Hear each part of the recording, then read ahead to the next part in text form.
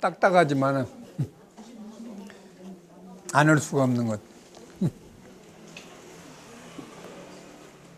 이념은 이데아라고 해가지고 이념. 뭐 철학 공부하면 많이 나오죠. 이성적 판단을 얻을 수 있는 최고의 개념입니다. 헤겔이 이념이라는 거의 정의를 최종적인 기준이라고 했습니다. 스탠다드라고.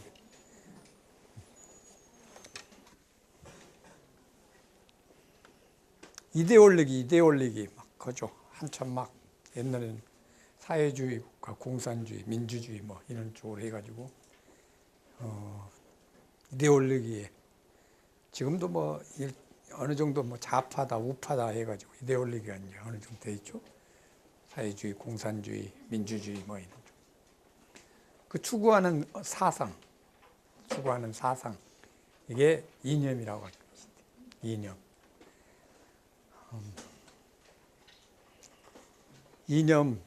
이념에 대해서 많이 정의를 한 사람이 칼 막스, 레닌 뭐 이런 사람들이 많이 정의를 해요. 모든 것들 거의가 헤겔에 의해서 전수됐다고 할까 그런 식들. 아리스토텔레스는 대의 명분을 추구하는 최종적인 형태다. 최종적인 형태. 어떤 폼이다. 대의 명분을 추구하는 최종적인 형태가 바로 이념이다. 이렇게. 우리가 자주 얘기하죠. 이상과 이념 어떻게 틀리냐. 이상은 공상적이고 실천 불가능하고 비현실적이고 미래지향적인 거 이상입니다. 근데 이념은 실천 가능하고 현실적이며 안정성을 추구합니다. 이념은 이데아라고 해요. 이데아. 뭐 영어의 아이디어가 아니고 이데아라는 철학적 개념으로서 이제 나라에는 건국 이념이 있죠. 건국 이념이 있고 우리 학교에 한양대학교도 건학 이념이 있습니다. 건학 이념. 그 이념이 그렇게 중요해요. 우리나라 건국 이념 뭐죠? 홍익인간이라고 하죠. 홍익인간. 널리 인간을 이롭게 하라. 이게 뭐 당군이 설파했다는 그런 홍익인간. 역사 얘기 많이 들었죠. 당군. 하늘의 왕인 한인이라는 사람이 있어요. 한인. 사람이 아니죠. 하느님이죠. 한인이 그 아들이 하나 있었는데 한웅이라는 아들이 있었는데 이 아들이 맨날 고민을 하고 있어. 하늘에서. 왜 그러냐 그랬더니 인간 세상에 내려가서 또 아래태로 딱 내려다 보니까 인간 세상 참 재밌을 것 같아요. 인간 세상에 내려가서 살기를 원하고. 그래서 한인이 한웅한테 그래 가라. 그래서 풍백, 운사, 우사 이런 천부인 세계, 일종의 구름과 뭐 비와 이런 바람과 이런 그 마음대로 다스릴 수 있는 그런 것들이죠. 천부인 세계라고 3,000명이라는 무리를 줬어. 3,000명 무리를 줘가지고 한웅이 딱 내려온 곳이 어디냐? 태백산. 지금 우리나라 이제 백두산에 내려가지고 그 근방에다가 신시라는 시를 딱 만들어가지고 거기서 이제 사람을 다스리기 시작했습니다. 근데 어느 날 한웅한테 고모고 호랑이가 딱 찾아와가지고 보니까 사람이 참 멋있게 보이거든. 저희들 또 사람이 되게 또 만들어 주십시오. 너무 좋은 전설 다 알죠? 그러니까 한웅이 참 재밌는 마늘 20쪽과 쑥 한 줌을 주면서 100일 동안 동굴에서 햇빛을 보지 말고 쭉 견뎌라. 그러면 사람이 되게 하겠다. 이렇게 해서 고모고 호랑이가 동굴에서 쭉 며칠 안 돼가지고 호랑이는 그냥 아유 못 참겠다 해가 뛰쳐나가 버렸는데 그 몸 100일 동안 그대로. 그래서 사람이 됐대요.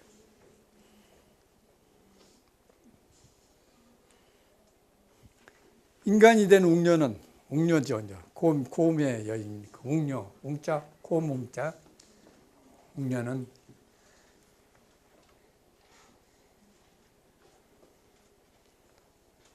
한웅한테 아기 낳기를 바래요.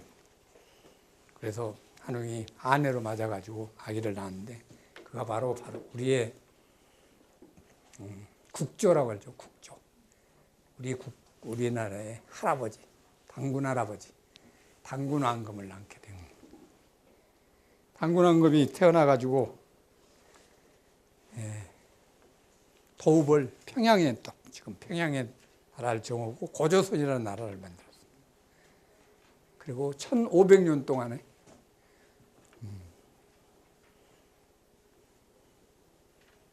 뭐 곡식, 수명, 그러니까 거의 신의 당군, 왕검 이 두 가지를 통치자와 무당적인 무적인 그걸 두 가지를 다 갖고 신격한 어떤 거 두 가지를 다 거머쥐는 그런 권력자예요. 그래서 곡식, 수명, 질병, 형벌, 선악 등 360가지를 주관하면서 백세를 다스렸다. 거기에 가장 기본적인 걸 널리 인간을 이롭게 하라. 이게 건국이념입니다. 이때가 여러분 잘 아는 기원전 2333년. 그러니까 예수가 태어나기 전 2333년 전에 이미 이런 걸. 그 후에 기자조선이 좀 있었다. 그 다음에 고구려, 신라, 백제, 그리고 고려, 그리고 조선, 그리고 대한민국. 이런 건국이념 이렇게 뭐 전설 같은 얘기들을 쭉 꾸면서 우리의 건국이념은 홍익인간이라는 걸 만들어 놓은 거예요. 홍익인간. 그래서 우리 토테미즘으로 해가지고 보면은 고음을 굉장히 숭배하는 그런 민족이 우리 탄민족입니다. 고음은. 그리고 고음의 인내와 그 인고, 고통, 쓴 고통을 굉장히 최고의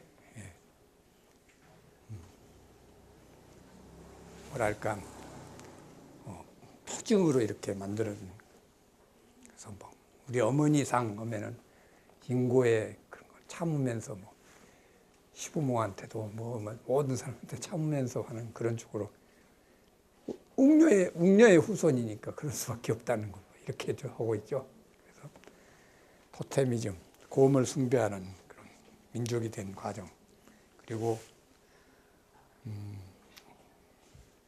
우리 건국이념이 홍익인간이라는 거. 일본도 건국이념이 있습니다. 일본의 건국이념은 성덕태자라고 쇼코쿠 태자가 604년에 일본 기원전 604년에 개국했어요. 화에 벼하에다 벼에다가 구자 있죠. 화가 건국 이념이래. 그래서 일본도 벼에다가 이구자를 만들어 가지고 사람들이 사이좋게 밥을 먹는 거, 이걸 인간과 인간의 부드러운 관계, 이렇게 화를 가지고 먹는 것 중심으로 이렇게 일본은 화 사상이 일본의 건국 이념입니다. 그래서 뭐 참 재밌는 얘기가 아니라 여러분도 알는지 모르지만 많이 뭐 먹는 거에 대해서 군침을 흘리는 그런 일본인 이렇게 독도를 일본에 다케시마라고 하잖아. 그 다케시마 거꾸로 읽어봐 보세요. 군침 돋은 다케시마를 거꾸로 봐. 맛있겠다래요. 맛있겠다. 독도를 군침을 넣은 이유가 그래서 그렇다는. 미국의 건국 이념은 개척 정신입니다. 뉴 프론티어 정신. 이걸 미국의 건국 이념을 가장 강력하게 했던 사람이 케네디예요. 케네디가 유프렌티어 정신, 개척 정신. 왜? 콜럼버스가 아메리카를 발견하고 그런 거기서부터 개척 정신. 그리고 서부를 개척하고 뭐 멕시코 쪽을 막 개척. 인디안 이 지배했던 그런 데를 개척하는 그런 거 같아요. 개척 정신. 유프렌티어 정신이 미국의 건국 이념입니다. 한양대의 건학 이념. 건국 이념의 변수. 대학원 건학 이념이죠. 건학. 여러분 너무 잘 아는 사랑의 실천. 맨날 보면은 뭐 배지에도 그렇게 나와 있죠. 근면, 정직, 겸손, 봉사. 특히 봉사에다가 굉장히 많은 걸 한양대 정신. 헌신하고 봉사하는 거는 기독교 정신인데 꼭 믿는 자, 못 믿는 자 그것만 생각한 건 아닙니다. 물론 뭐 이사장 기독교 신자에서 그래 꼭 그런 거는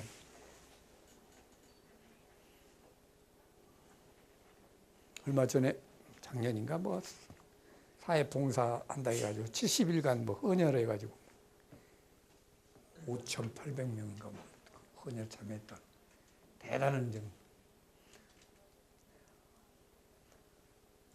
이걸 뭐 학점으로 인정도 하고 그런다면서요. 건학 이념. 이념이 이렇듯이 방송 이념도 뚜렷이 있습니다. 방송 이념 뭐냐? 홍익인간하고 약간 흡사해요.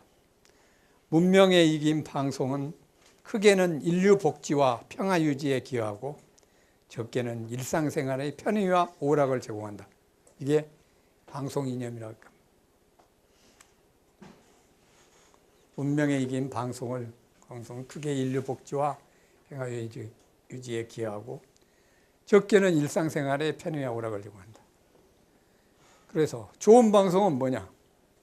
공중에게 모든 사람들에게 유익한 것, 유익한 것. 그리고 공중이 원하는 것, want. 뭐를 원하는? 뭐 오락도 원할 수 있고 정보도 원할 수 있고 뭐 여러 가지가 있죠. 이걸 적절한 균형으로 고도의 질을 유지해서 그 공중에게 전파하는 것이 좋은 방송이다. 영국 방송위원회가 그렇게 이제 정의를 했습니다. 영국 방송위원회.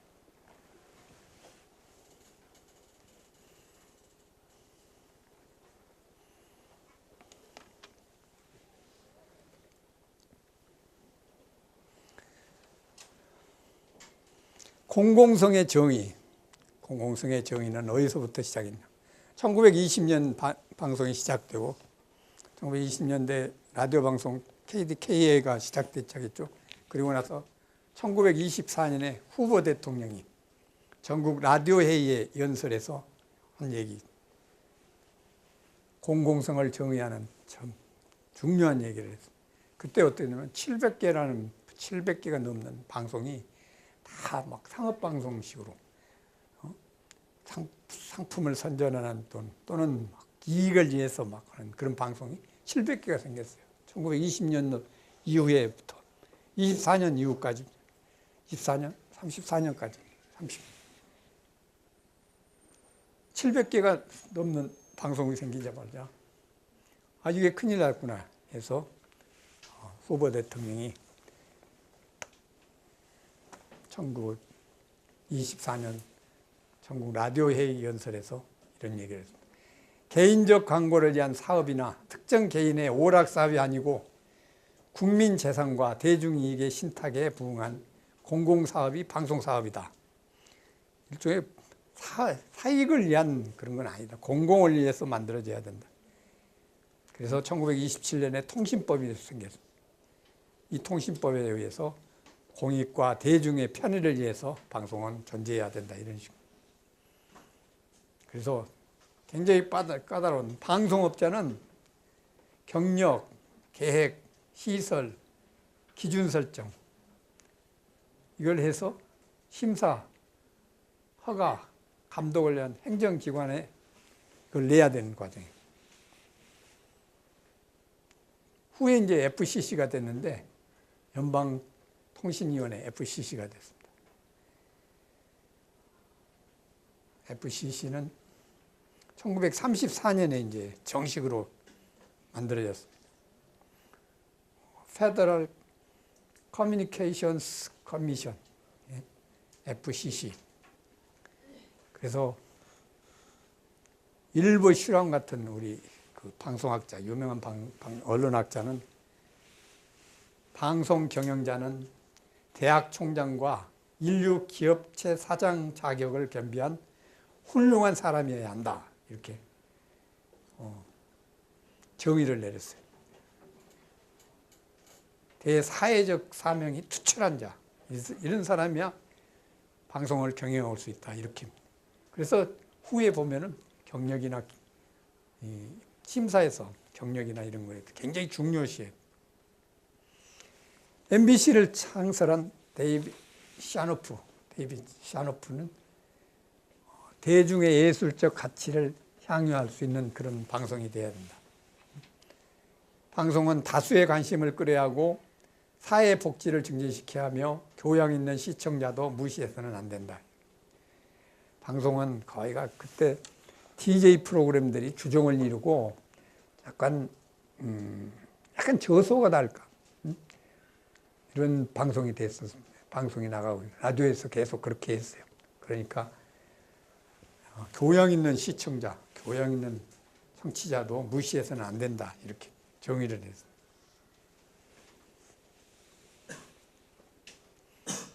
대중의 예술적 가치, 그건 뭡니까? 대중의 예술적 가치는 삶에 대한 어떤 이안이나 욕망을 충족하고 희망을 갖고 그런 것들이 예술적 가치.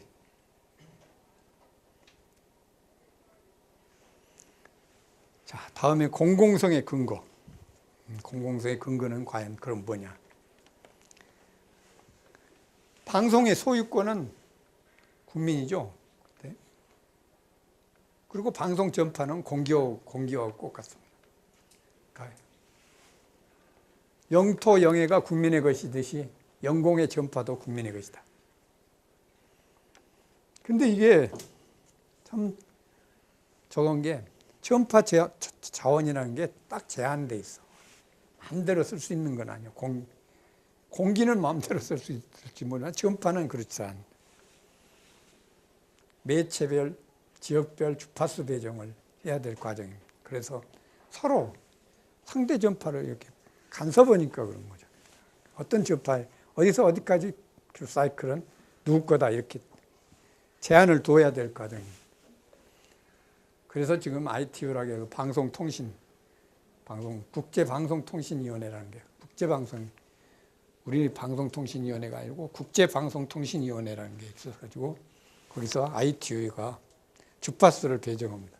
특히 국제방송 같은 거, 국제방송이라고 해가지고 라디오 주파수로 해가지고 1000kW 정도, 1000kW면 뭐 우리나라 지금 당진에 있는 우리 KBS 국제방송 중계소가 있는데 그건 1000kW로 써요. 1000kW. 지금 우리 서울에 있는 뭐 FM들 있죠? 그게 다 10kW 정도예요. 10kW. 그거에 100배를 쏴.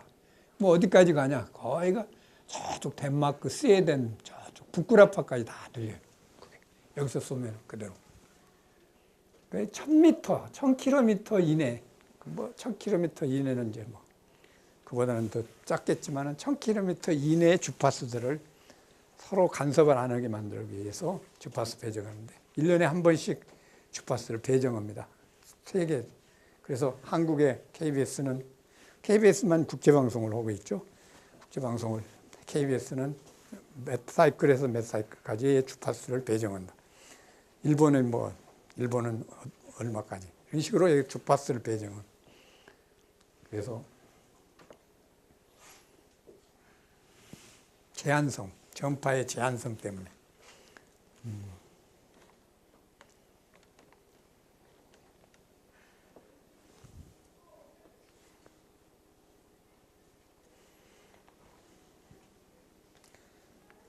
톰슨경 같은 분은 톰슨, 언론 쪽을 관심이 많았던 영국의 학자면서 귀족 출신이 톰슨경 같은 분은 시장의 거래는 특정 상품이 아닌 공익 상품이 곧 전파다. 이렇게 전파를 일종의 상품으로 생각했습니다. 우리나라도 이제 주파수 배정, 우리 안에 이제 우리나라 국토 안에서 주파수도 배정이 되죠. 그래서 각 KBS는 KBS 어디까지 KBS 1FM은 어디까지만 이렇게 나올 수 있어요. 이게 월경하면 안 돼. 밖으로 나가. 그래서 보면은 KBS 1FM을 쭉 듣다 보면은 저쪽 천안 정도만 쫙 넘어가면 안 들리잖아. 지지직 해가지고. 천안 쪽에 있는 KBS로 바꿔야 되는 거예요. 주파수.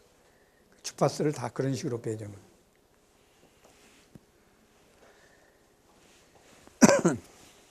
전국의 지상파가 지금 154개사가 있습니다.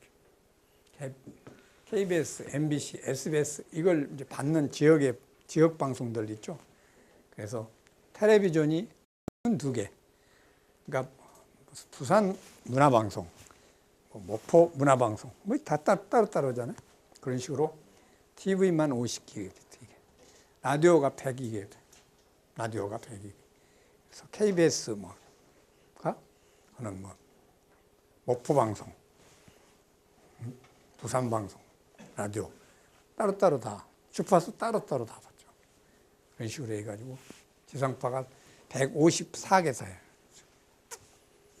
이건 3년 만에 한 번씩 방송통신위원회에서 다시 할당을 해줍니다. 그 주파수를 그대로 주기는 주는데, 근데 그게 굉장히 까다로워요.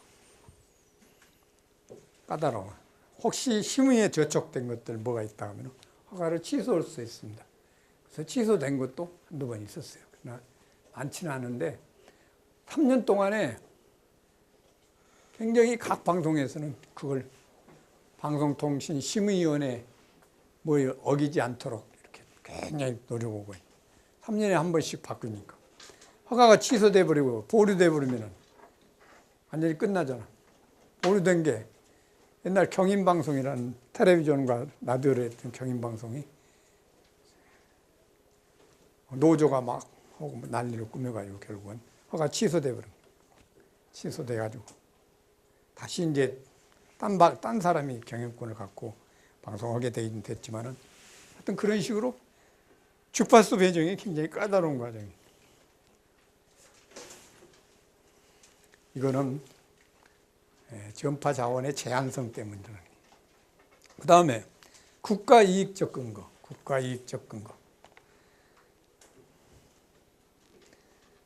방송의 영향력이 비대해졌잖아요. 굉장히 어마어마하게 비대해졌고, 비대하다 보니까 관리와 규제가 필요해요. 그래서 방송통신위원회라는 게 생겨가지고 규제하고 있는.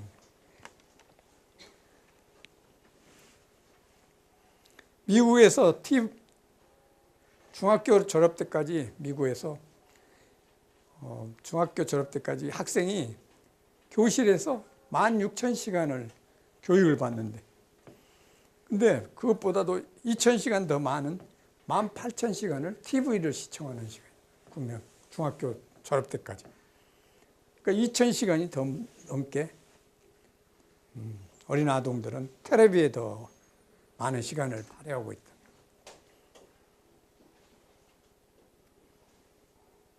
초등학교 입학 전까지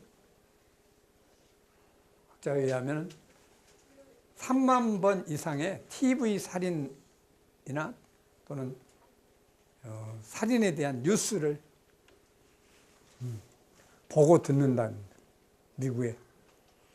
이런 식으로 한 인간을 완전히 개조한 시간, 방송이 그렇게 영향력이 큰 거 아니에요. 그래서 국가 이익적 근거를 만들어가지고 미국의 경우는 FCC라는 거에서 관리와 규제를 철저히 하고 있다는 거.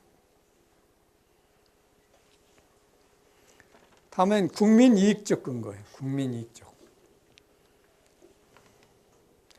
필요경비는 국민이 부담하잖아요. 필요경비.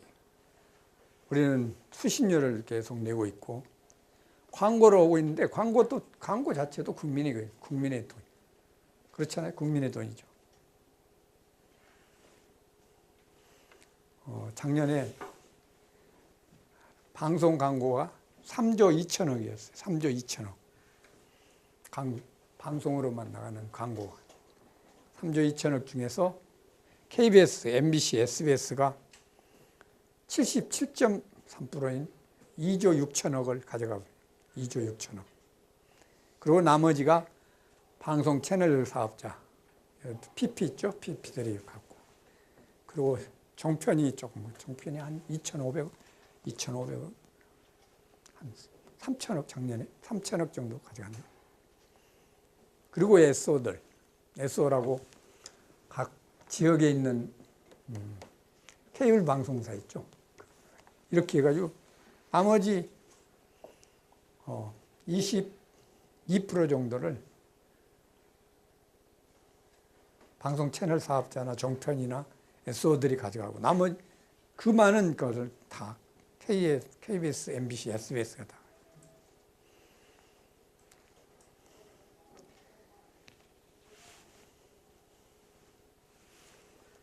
그 다음에 사회문화적 근거. 사회문화적 근거.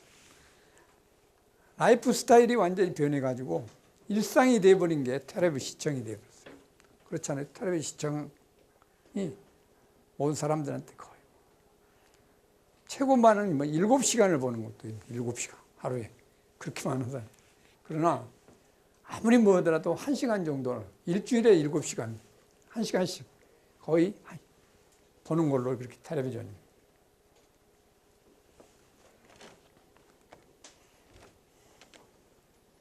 제5의 벽.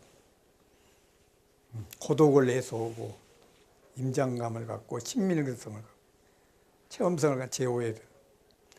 제5의 창문. 예계로 향하는 일종의 문이잖아요.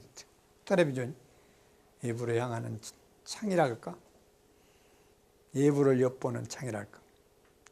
4개 사방에 4개의 창이 있지만 그 창은 현실적인 창이 동서남북의 창이지만은 제5의 상징적인 이 창이 텔레비전 통해서 사회문화적인 거 모든 거 체험하고 모든 거 익히고 보고 느끼고 이런 과정.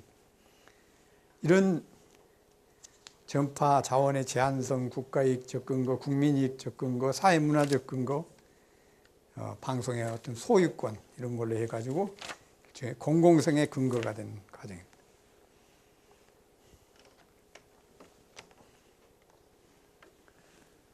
그렇다면 공공성 문제가 대두된 이유는 도대체 뭔가? 공공성 문제의 대두 이유는 무엇인가? 상업방송이 생기면서 이윤을 추구하고 공공성을 상실하는 그런 것들이 많고 또 공영방송도 공공성을 상실하는 그런 과정이 많았습니다. 편향적이고 일방적인 정보를 제공하는 이래서 공공성에 대한 문제가 대두됐다. 또 질적 저하 및 저소가 프로그램의 집중 현상. 인간의 말초적 그 감각을 자극하고 엿보기 문화랄까?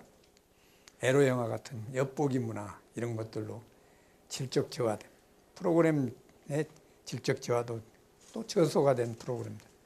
그래서 이래는 안 된다. 공공성으로 무장해야 된다 이래서 대두된 게 공공성의 문제입니다.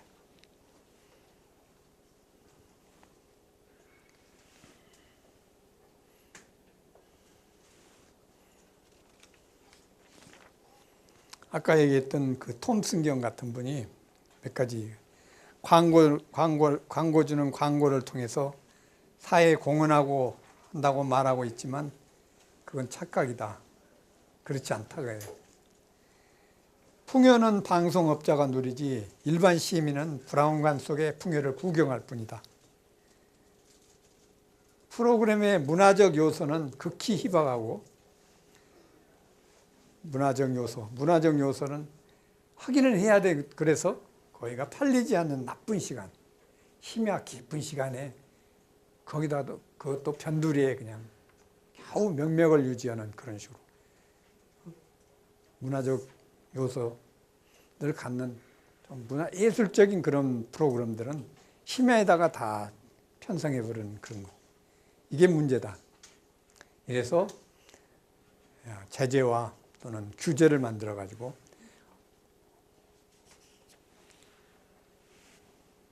공공성을 향상시키기 위해서 노력하는 그런 것입니다. 우리 방송법에도 이런 거 있죠. 특히 지상파 같은 거는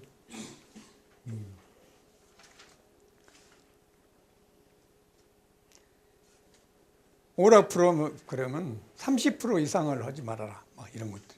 교양 프로그램은 30% 이상 해라. 이런 식으로 규제를 딱 해놨어요. 그렇게. 그래서 그 규제에 따라서 편성을 해야 되는 거죠.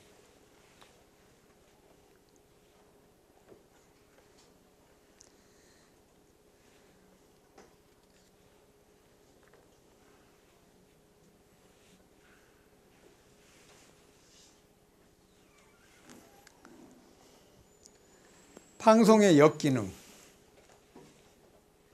공공성에서 가장 중요한 게 방송의 역기능을 가지고 불안을 조장한다거나 현실을 도피하는.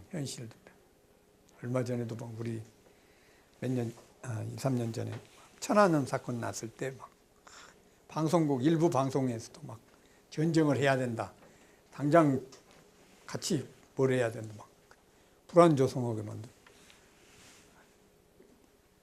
전쟁해서 이기면 어떻게 돼? 이긴다고 생각할 수가 있나?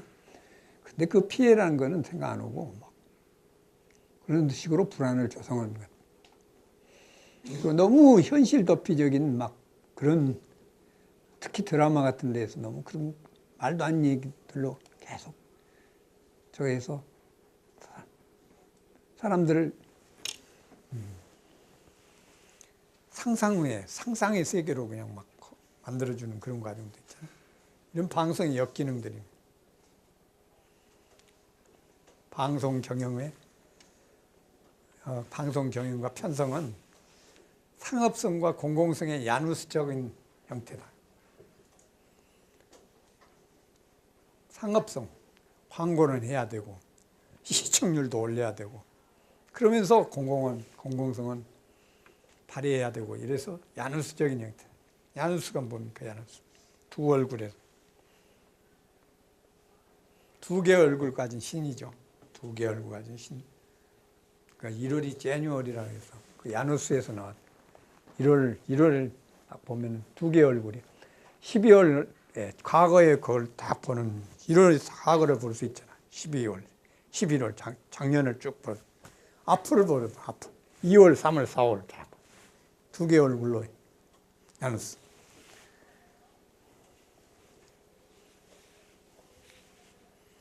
그래서 이 둘의 조화를 통해서 방송 이념을 실현해야 되는 그런 어려움이 있습니다. 다시 얘기하지만 전파는 소유자는 국민이고 관리자는 정부고 사용자는 방송국이지만 상업적 이용자는 광고주다.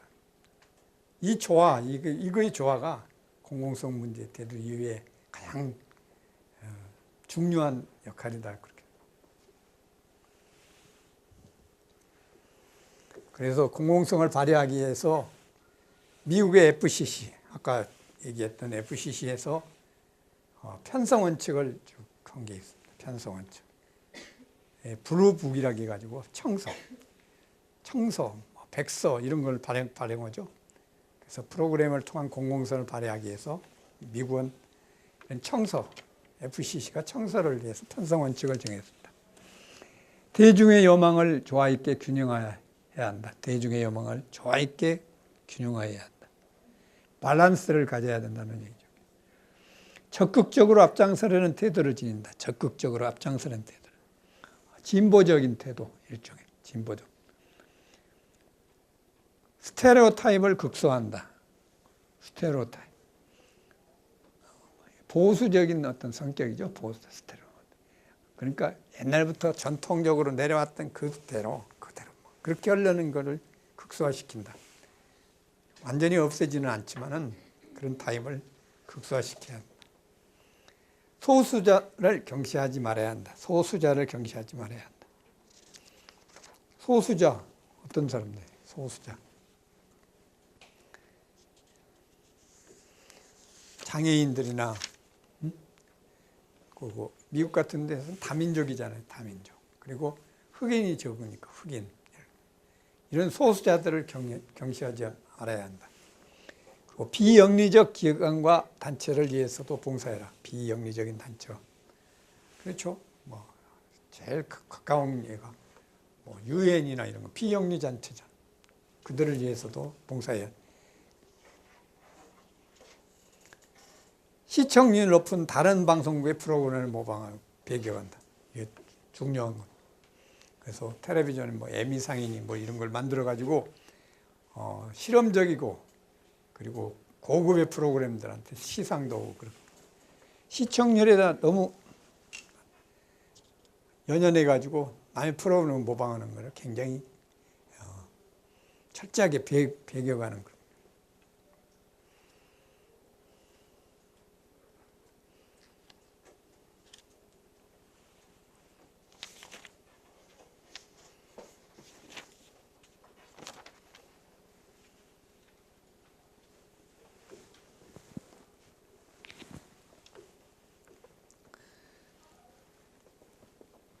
정부에 의한 공공성 발휘, 정부에 의한 공공성을 발휘하는 것.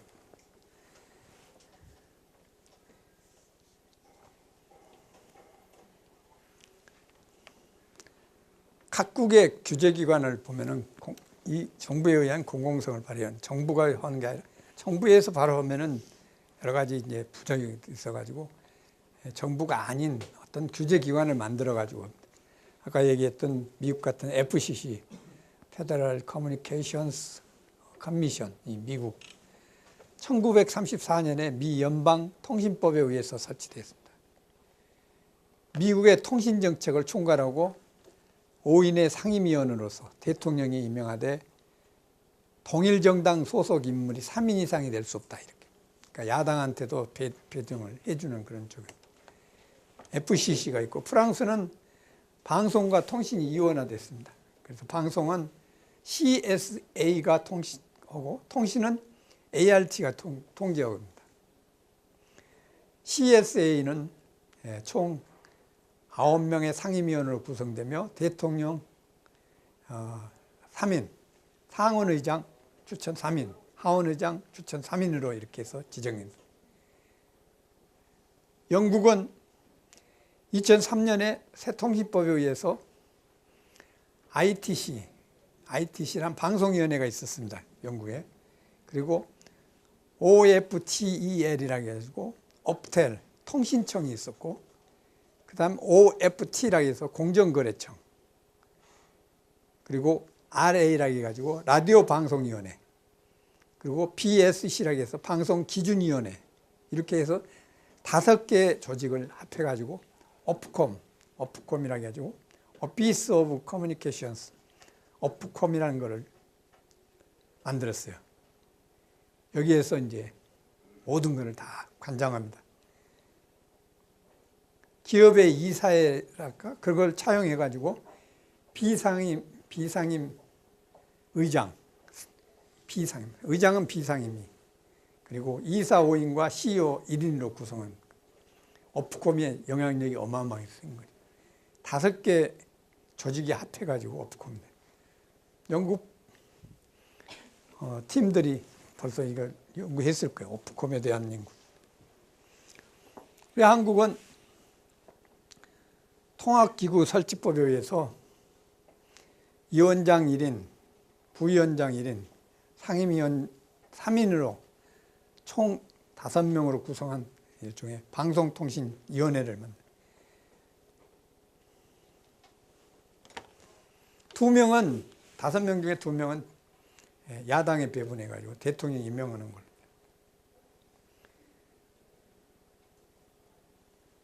방송통신을 총괄하는 정책권을 갖고 있었지만 박근혜 정부 때 이번에 일부 권한을 미래창조과학부한테 넘겼습니다.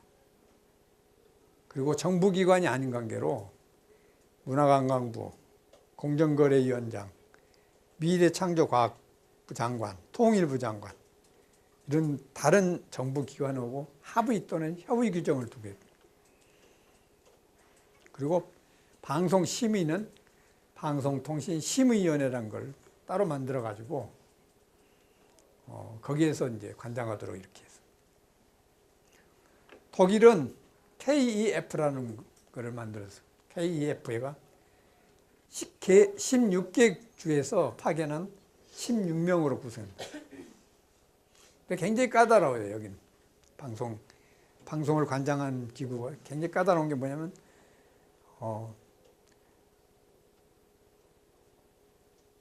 3명의 회계 및 경영 전문가, 2명은 인사 문제 및 투자 전문가, 2명은 방송법 전문가, 또 3명은 언론 전문가, 또 방송 기술자 1명, 5명은 주 회계원으로 이렇게 식으로 해가지고 16명을 딱딱 명분을 부문별로 다 만들어 나눠가지고 이렇게.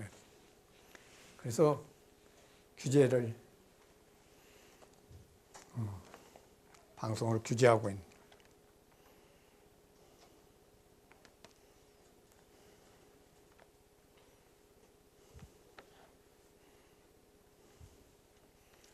그래서 정부에 의한 공공성을 발휘하고 있는데 내용의 간섭 배제, 내용 같은 것들 간섭 배제. 방송 내용에 대해서 간섭하는 것을 배제하기. 근데 이명박 정부에서 근데 그렇진 않았어요. 시사 프로그램이 계속 까니까 정부를 막 오고 그러니까 시사 프로그램을 다 폐지했어요. KBS, MBC가 막 바로 정부 입김이죠. 입김을 받아가지고 다 폐지해버리는 그런 거죠.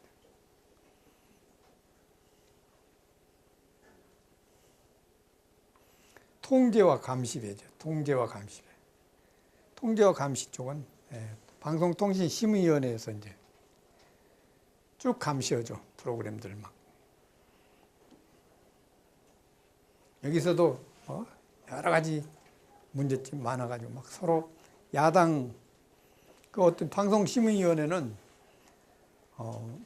9인의 위원을 두는데 대통령이 3명, 국회의장이 3명, 그리고 야당이 3명 이렇게 해가지고 333으로 해가지고 9명을 야당 3인과 6인의 여당 의원들이 자주 회의하면서 서로 싸우는 과정이 굉장히 많죠. 특히 SNS 가지고 막 난리가 나는 과정도 있었습니다.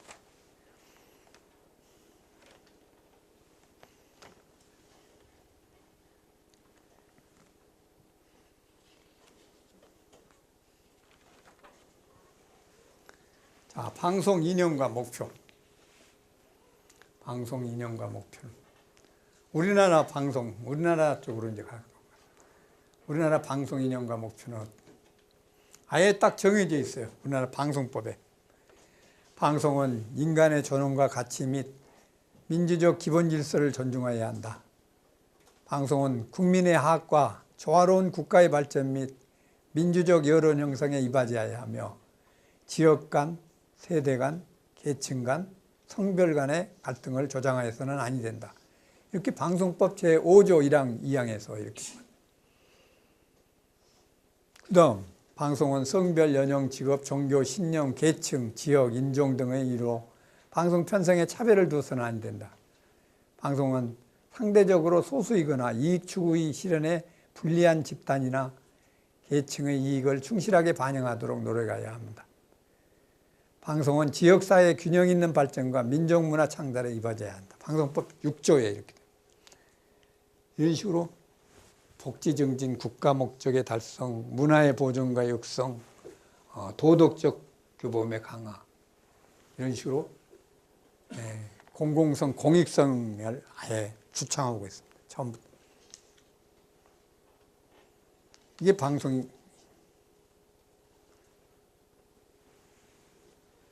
스몰로, 그러니까 적은 BBC. 왜 그러냐면 조직을 조금 적게 만드는, 막 방대하게 만든 게 아니라 스몰로 BBC. 비거 임팩트, 비거 임팩트. 보면은 BBC 안에 들어가면 나옵니다. 비거 임팩트. 그 다음에 BBC 아이플레어, BBC와 뉴미디어의 관계를 만드는, 그리고 유비어라는 디지털 방송 전략들. 그 다음에 BBC의 프로그램들, 어린이 프로그램들 많이 있죠. 우리나라에서 방영된 것들, 이렇게 그런 것들, 세계적인 프로그램들 연구하는 그런, 그렇게 해서 발표할 수 있도록 해주십시오. 그 다음 일본 공영방송, 일본 NHK 모델로 해가지고, NHK 운영은 최고 의사결정기관인 경영위원회가 맡고 있고, 회장이야 집행기관과 감사기관을 두고 있다. 경영위원회는 공정한 판단을 낼 수 있는 경험과 지식을 소유한 12명의 위원으로 구성되고, 중의원과 참의원, 양원의 동의를 얻어 총리 대신 임명은. 이런 의사결정기관이나 상임기관, 이런 기관들이 꼭 열과 안 할 수가 없는 거죠. 일본 공영방송팀은 NHK 설립 목적과 성격, 그리고 NHK 역사, 제도 및 정책, 그리고 NHK 운영, NHK 경영 전략, 위기 극복 사례, 홍백가합전에서 제작비 착복 사건이 있어가지고 난리가 났다. 그리고 NHK 직원의 조직적인 공금 착복 사건을 해가지고 집단 수신료 거부 사태가 뭐야, 수신료 안 내겠다, 이런 사건이 나가지고 할 수 없이 회장이 물러나고 새로운 조직을 만든. 그리고 골치 아픈 게, 일본은 NHK라는 공영방송이 있는 것과 마찬가지로 강력한 상업방송이 있습니다. TBS, 이온TV, 후지TV, 그리고 아사히 방송. 이 막강한 민영방송과의 그 경쟁을 해야 될 과정입니다. 요거에 대한 얘기가 좀 나와야 될 거고. 한국 방송들이 NHK를 모방한 프로그램을 모방한 것들이 굉장히 많아요. 특히 SBS 프로그램들이 굉장히 많습니다. 보면은 꼭 같이 그대로 한 그런 것들을 한번 찾아가지고 분석하는. 그리고 우리나라 드라마가 NHK에 방영돼 가지고 어떻게 됐, 지난번에 얘기했던 겨울연간이 뭐니, 이런 프로그램들이 방영돼 가지고 어떤 방향을, 이렇게 양국 관계, 그러니까 한일 문화 개방에 따른 어떤 그런 것도 비교 분석을 필요가 있는 거 아닌가. 그래서 NHK 방송이 한국 방송에 미치는 영향이랄까, 이런 것들도 한 대목 정도 열거했으면 좋은 거예요. 자, 독일 방송. 독일은 두 개 장. 물론 우리나라도 한국 방송 올 때는 MBC와 EBS를 넣어야 되는 거 아니에요. 그러면 굉장히 복잡해져요. 어떻게 보면 EBS는, 아니, MBC는 공영방송이라고 할 수 없다. 그렇게 옛날 최시중 방송통신위원장이 막 엄명하기도 했어요. 그냥 공영방송답게 해라. 보면은 뭐 완전히 공영방송 같지 않다. 그리고 공영방송을 할 만한 뭐 MBC 문화진흥회가 있지만은 일종의 KBS 같이 그런 공영성을 답보할 그런 조직이 아니다. 그런 식으로 해서. 그래서 빼는 게 좋아요. 살짝 왜? 공영방송이라고 하면은 시청료에, 투신료에 저걸 받아야 되는데 MBC는 안 받잖아. 하나도. 돈 10원 하나 못 받아. EBS는 받지. EBS는 좀 받는데 그런 것들이 있어서 그건 빼고. 일단 독일 공영방송 ARD와 JDF 독일 방송은 어떤 식으로 선전 도구로 시작했잖아요. 개펠스가 지난번에 마치 했던 2차 대전 후에 미국, 프랑스, 영국 이 점령군이 이거 어떻게 할까? 독일 방송을 어떻게 할까? 굉장히 어떤 모델을 할 건가 굉장히 고민을 했어.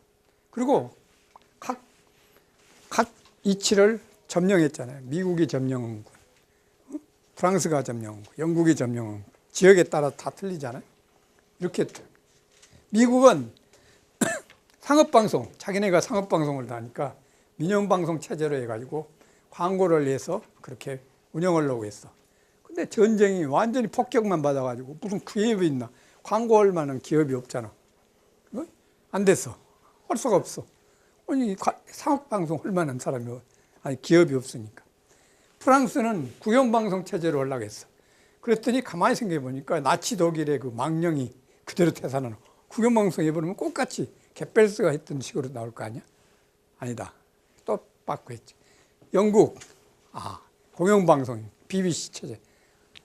그렇게 가야 된다. 그래서 공영방송 체제로 해서 완전히 공영방송 ARD와 JDF라는 것을 이제 만들어낸 거죠.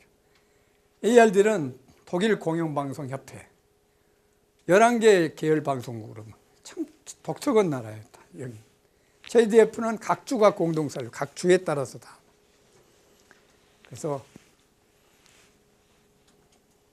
JDF는 광고 40%, 시청료 ARD에서 받은 60%로 운영합니다.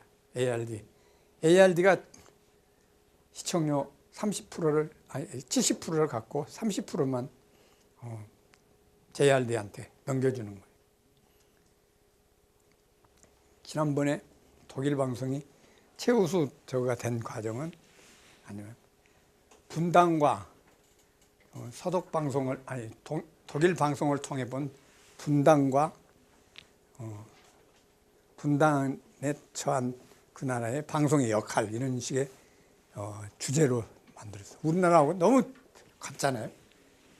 서독 동독이었을 때 이 방송이 공영방송이 이제 서독에서 이제 그대로 ARD, JDF가 그대로 있었으니까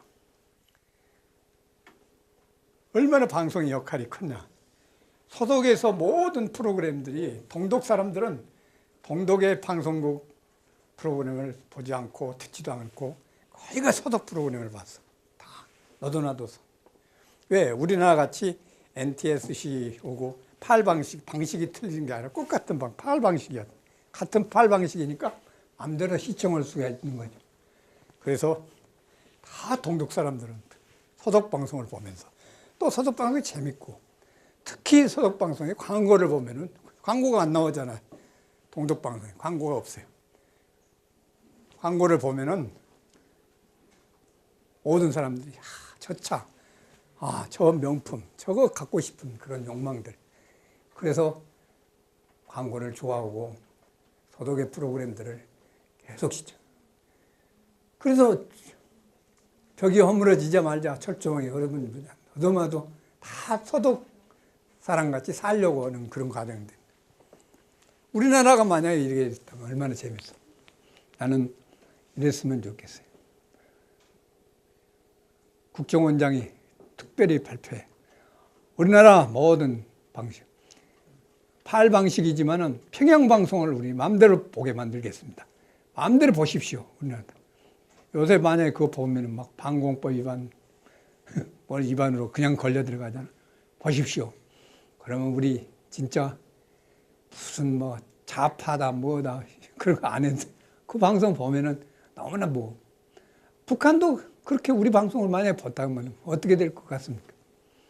다 자유주의, 민주주의에 대한 지금 방송 때문에 사회교육 방송이 심리전 방송 그런 방송 또 지금 만들어진 이 팔 방식이지만은 약간의 이 토력만 딱 하면은 우리 방송을 볼 수 있거든. 이쪽 개성이나 이쪽에서는 이걸 보고 나온 사람들이 지금 북한에서 도망 나온 사람들이 2만 5천에서 거의 3만 명인데 거기가 방송 때문에 그러니까 라디오 방송, 사회교육 방송 이런 걸 들으면서 제가 사회교육방송 국정할 때 막 심리전으로 뭐 인민군 전사 여러분 막 이렇게 해가지고 이런 방송만 했어요. 뭐 비행기를 몰고 오십시오. 그러면 뭐 10억의 돈을 드리겠습니다. 이런 식으로 막 우리가 힘든 방송을 했거든. 인민군 군사 여러분 그쪽을 탈영해 가지고 오십시오. 뭘 가져오십시오. 그러면 막 그렇게 막 그게 심리전 방송이라고 했어. 야, 이따위 뭐 방송을 하냐? 없애버리자. 프로그램 다 없애고 우리 쪽에 있는 서울의 아침, 서울 얘기를 막 그대로 해주는 거예요. 서울의 생활, 서울의 장사는 어떤 식으로 하고 뭐는 어떻게 하고 백화점이 어느 정도 있고 뭐 이런 식으로 그런 걸로 막 방송. 그리고 노래 이제 틀어주고 그렇게 하니까 그걸 듣는 사람들이 훨씬 더 좋지. 김정은이가 요새 이제 또 그렇게 갔대. 갑자기 이명박 정부 때부터 막 김정은은 뭐 빨갱이고 뭐고 막 이런 식으로 막 비방만 하고 완전 서로 비방만 해요. 그때 비방 안 해. 비방 안 하고. 그런 식으로 자유주의의 좋은 면들을 그대로 뭐 하고 또 거기서 탈북했던 사람들이 와가지고 느낀 것들. 뭐는 좋은데 뭐는 나쁘고 뭐 이런 것들 솔직히 다 얘기하게 만들. 그거 듣고 온 사람들이 너무 많아요. 거기서 한 10년 전만 해도 KBS 사회교육 방송을 듣고 탈북한 사람들이 거의 다 안 들었던 사람이 없을 정도로 거의 그걸 듣고 남쪽으로 가야 되겠다 이렇게 온 사람들이 많은 이런 식으로 방송을 개방해 버리면 어떠냐 이걸 갖고 독일 방송 공영방송 ARD와 JDF와의 관계를 쭉 열거하면서 남북 관계를 비교 분석한 거 너무 높이 평가돼요. 그래서 최우수상을 받은 또 꼭 그렇게 하라는 건 아니에요.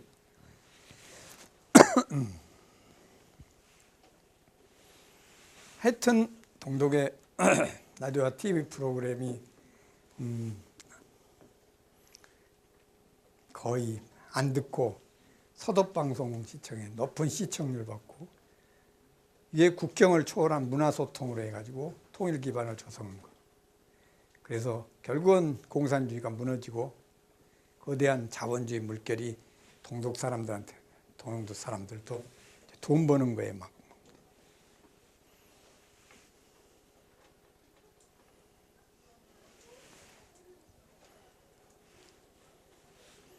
거기에다 곁들여가지고 1981년 그 2,500원이던 KBS 수신료가 30년 동안에 물가는 900% 올랐는데도 아직도 2,500원이라는 거.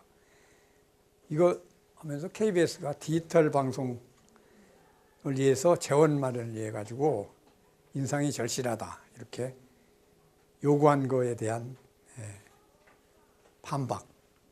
왜 그런데 국민의 80%가 수신료 올리는 걸 반대하는가?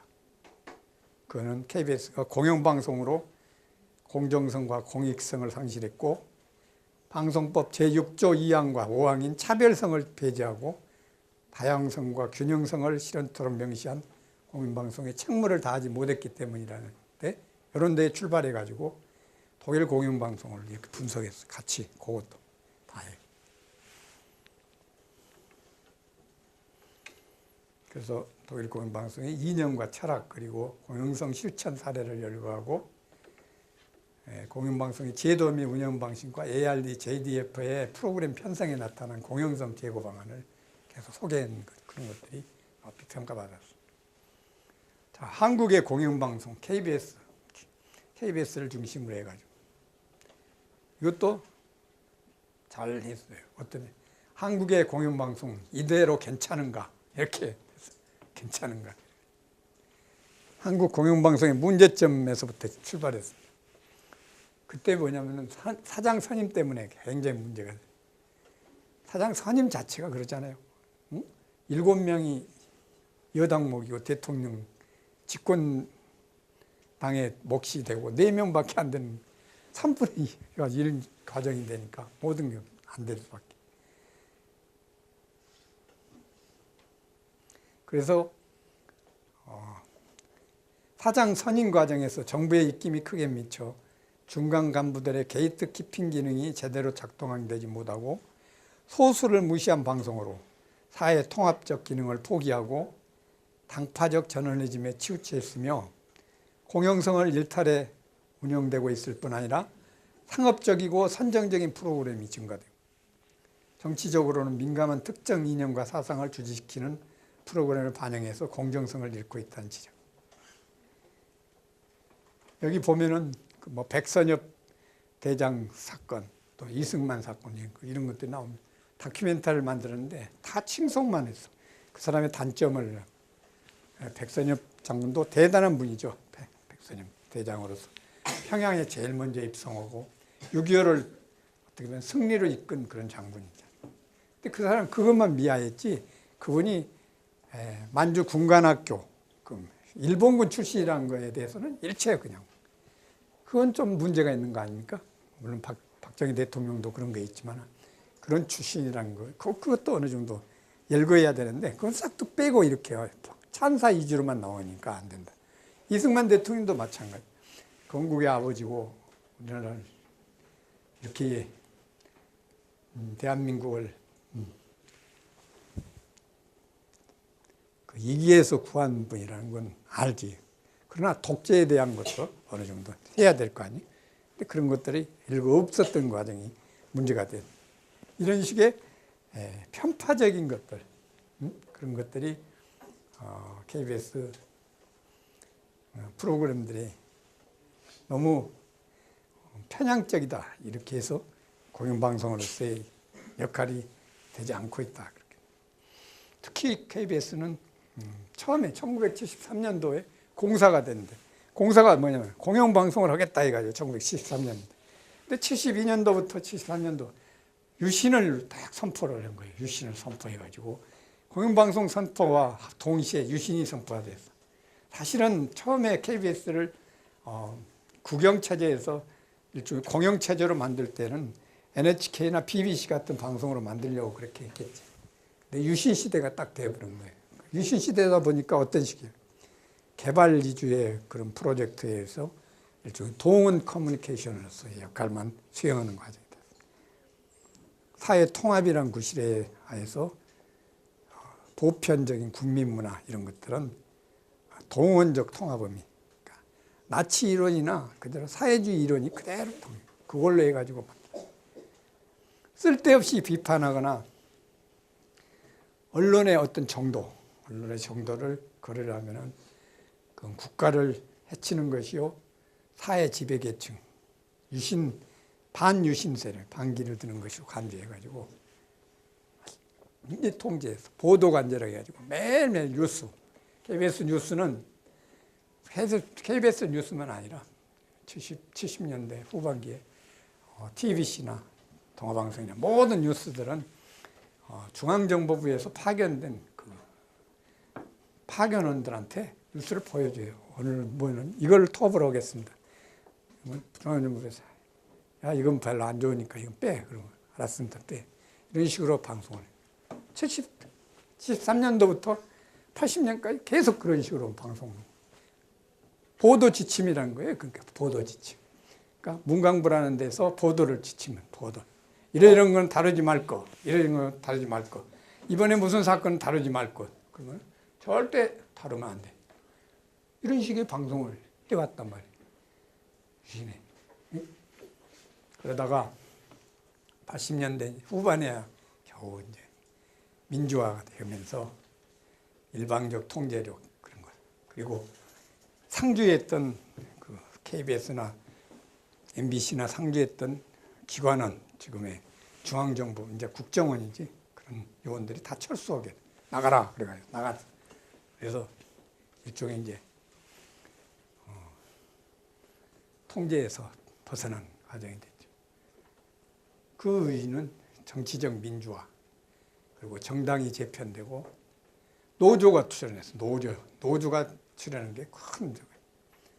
그리고 다양한 매체가 등장했어. 이해 매체. 그리고 미디어계의 그 대변혁이 일어났다. 그래서 안 변할 수가 없어요. 변할 수밖에 없는 과정이 돼요. 그래서 내가 시민사회의 어떤 통제, 감시, 역통제지, 역통제, 감시 이런 것들 가지고, 그리고 정치적 영향력보다는 이제 경제적이고 문화적인 영향력이, 또 기술적인 영향력이 더 커진 비대해지면서 지금은 많이 이제 달라진 과정이 됐습니다.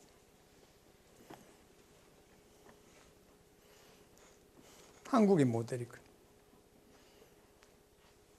대강 그런 식의 이제 내용들로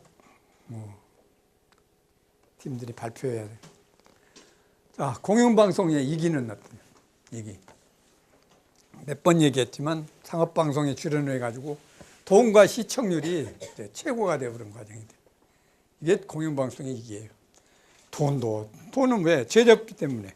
제작비가 있어야 제작을 하잖아요. 프로그램 제작비. 또 그것도 막 계속 올라가니까. 그때 거기다 시청률. 이게 봐야 광고가 붙어야 돈이 들어오고, 이런 이 상업방송의 출연과 돈과 시청률, 이 위기를 몰고 올 수밖에 없어요. 상업방송의 출연, BBC도 ITV나 해적방송이 또 골치 아팠어요. 어쩌면 BBC가 딱 저거 앉았을 때, ITV도 나오기 전에 해적방송이 막 득세했어. 해적방송 뭐냐? 바로 도보해협에다가 배를 띄워가지고 거기서 막 날리는 거예요. 방송 막 날리는. 중계로 해가지고 막 광고 오면서 딱 날리는 거예요. 미치는 거예요. 다 너무 재밌고 그러니까 다 그걸로 채널도 돌아가고 뭐 들어가는 그런 과정. 골 때리는 거예요. 어떻게 대처해야 되냐. BBC 고민 많이 해요. 이런 ITV가 생기면서 민영방송으로서 이제 막 또 좋은 프로그램도 많이, BBC에 버금가는 프로그램도 오고, 또 시청자 취향에 따른 프로그램들을 많이 하니까 BBC가 약간 고루어잖아요. 고루어고 그런 프로그램에 비해서 너무 교육적이고 그런 거에 대해서 그 아닌 프로그램을 하니까 그걸로 갈 수밖에 없는 거예요. NHK는 어때요? 아까 얘기했던 NHK도 TBS, 도쿄에 있는 도쿄 브로드캐스팅 시스템이라고 해요. TBS고, 니온 TV, 후지 TV, 아사히 TV, 이 막강한 민방들, 이게 막 아이디어가 기발한 아이디어들, 좋은 프로그램들, 또 시청률을 완전히 잡는 그런 프로그램들로 이렇게 하니까 NHK도 참 고민스러워. 시청률 안 할 수도 없고, 안 보면 어떻게 해야 돼? 공영방 안 보면 골치 아픈 거죠. 독일 ARD나 JDF도 SAT1이라고 RTL이라는 민방들이 막 득세하기 시작하니까 거기 오고 있잖아요. 우리나라도 SBS가 시청률을 거의 다 잡아먹잖아. 어떻게 이리들이 많이 거기가 SBS가 KBS 골치 아플 때가 많죠. 그런 것들.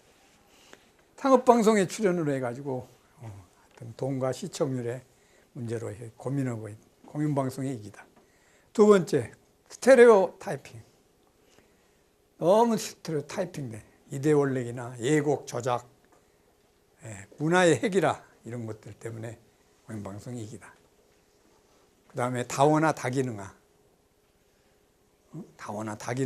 다원화된 거는 기능이 다원화된 계층이나 세대의 변화, 세분화가 됐죠.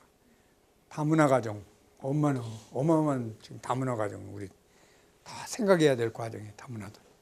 그다음 노령 인구가 막 증가하니까 노령들을 어떻게 할 것인가 굉장히 중요한 거예요. 기능화가 막 여러 가지. DMB가 있고 스마트폰이 있고 카라디오가 있고 그러니까 기능들이 여러 가지. 거기에 따라서 그 기능에 따라서 프로그램도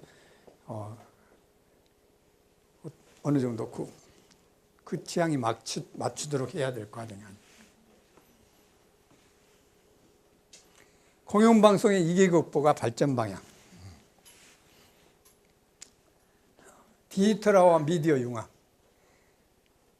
디지털화, 미디어 융합할 수밖에 없는. 다, 뭐, 라디오도 이제는 뭐, 보이는 라디오, 보라라도. 다 인터넷으로 해서 보이면서 다 텔레비전하고 똑같이 하고 있잖아요. 이런 식으로 디지털을 융합할 수밖에 없는 과정입니다. 스마트폰에 다 라디오도 다 지금 넣어 있잖아요. 스마트폰. 텔레비도 마찬가지. 텔레비전 다. 또 DMB 프로그램들. 이런 식으로 미디어 융합을 통해서 이 길을 극복해야 될 것 같아요. 미디어 영역의 규제가 완전히 풀렸습니다. 이념과 철학의 구현.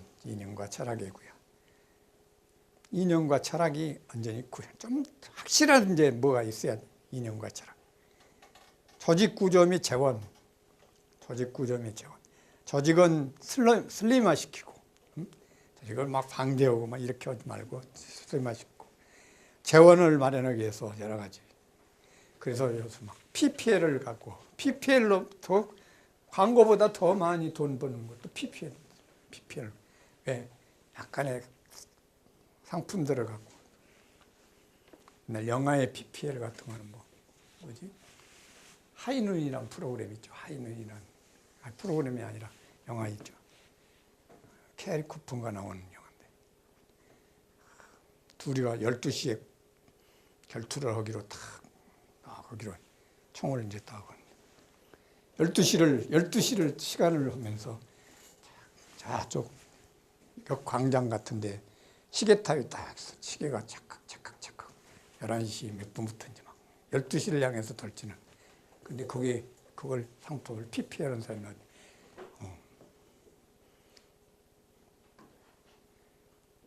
일본의 세이코라는 시계 저기죠. 세이코 시계에서 그걸 PPL로 받았어. 그래서 쭉 보면은 12시 향해서 딱 가운데 12시 밑에 시간 밑에 세이코라는 상표가 탁 보여주는 거예요. 그걸로 해가지고 세이코가 세계적인 시계, 스위스가 완전 시계를 만드는데 세이코가 세계 시계 시장을 완전 장악을. 우리 텔레비전에서 그런 것 굉장히 많아요. PPL을 돈 벌. 수신료, 광고료만 할 게 아니라 이제부터는 그렇게 가야 된다. 얼마 전에 공중 지상파 KBS, MBC, SBS가 우리도 중간 광고를 하게 만들어달라 그래가지고 방송통신위원회에다 지금 저걸 했어요. 방송통신위원회에서는 중간 광고를 하면 어떻게 되죠? 지금의 종편에서 하는 광고시가 15초, 15분 단위로, 뭐 10분 단위도 괜찮고 15분 단위라고 딱 정해져 있지는 않아. 15분 단위로 그냥 잘라서 팍팍 들어갈 수 있어. 그 광고는 또 지금에 있는 전반 광고, 후반 광고, 프로그램 앞에 광고하고 뒤에 끝나고 나서 광고잖아요. 그 광고에 대가격을 받아요. 왜? 중간 광고는 더 비싸요. 지금 정말로 1초에, 15초에 1,000만 원, 1,500만 원씩 이렇게 받는데, 한 번 하는데, 그렇게 받는데, 한 3,000만 원씩 받을지도 모르지. 그런 식으로. 그러니까 막 종편이나 여기서 난리가 났어. 그것까지 이제 가져가 버리면 우리는 뭐라는 말이냐. 골치 아플 좀. 근데 광고를 올리기 위해서 방송통신위원회에다 이렇게 요구할 좀 공영방송 이기다. 지금 재원이 없고 돈이 없으니까 그럴 수밖에 없고 우리 살려달라 해가지고 KBS가 이제 뭐 그렇게 요구할 수 있는 거죠. 그다음 프로그램 편성과 제작 원칙, 독창성 그리고 혁신성, 창조성 이런 편성과 제작 원칙이 그러니까 타 민영방송이나 상업방송이 하지 못한 것들을 해야 된다. 그래서 그런 프로그램들, 그런 다큐멘터리를 방송하는 북극의 눈물, 남극의 눈물 이런 것들 MBC가 했죠. 그런 건 사실 너무 방대하니까 돈도 많이 들어가니까 사실 SBS에서는 할 수 없는 방송. 할 수 없어. SBS는 돈과 광고와 바로 시청률과 돈과 광고 바로 거기에 연관이 되는 과정이니까 모든. 그러나 공영방송은 할 수 있는 거예요. 해야 되고 독창성, 혁신성, 창조성 이런 것 앞서가는 그런 전체 방송 문화를 선도하는 그런 것으로 위기를 극복해야 됩니다. 그래서 국민적 통합을 이루고하는 그런. 자, 마지막으로 BBC의 개혁 요구. BBC가 개혁을 요구하는 다원적 다양성. 영국도 막 인종이 여러 인종이 많아요. 중동이나 이쪽 아프리카 쪽에서 온 사람 많이. 세대, 젊은 세대, 나이 많은 세대, 성, 여성과 남성, 그리고 가족 구성원들, 정치적 이념, 종교 다 틀리잖아요. 이 다원적이고 다양한 그런 것들을 잘 배합하고 조화롭게 해야 된다는 것.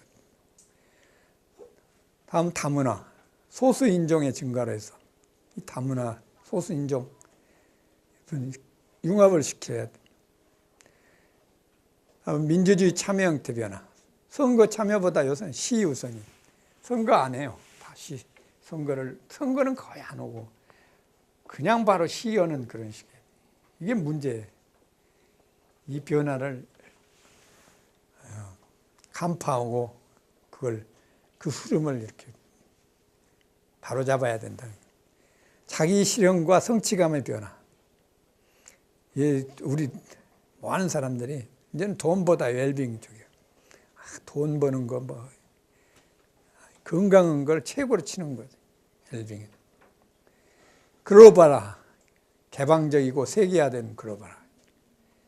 그리고 지역적 정체성, 공동체 참여 확대. 그래서 단위 민주주의의 실천.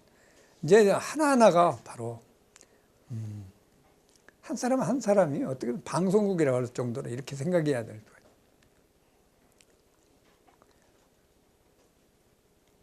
자, 오늘 이걸로 끝내겠습니다.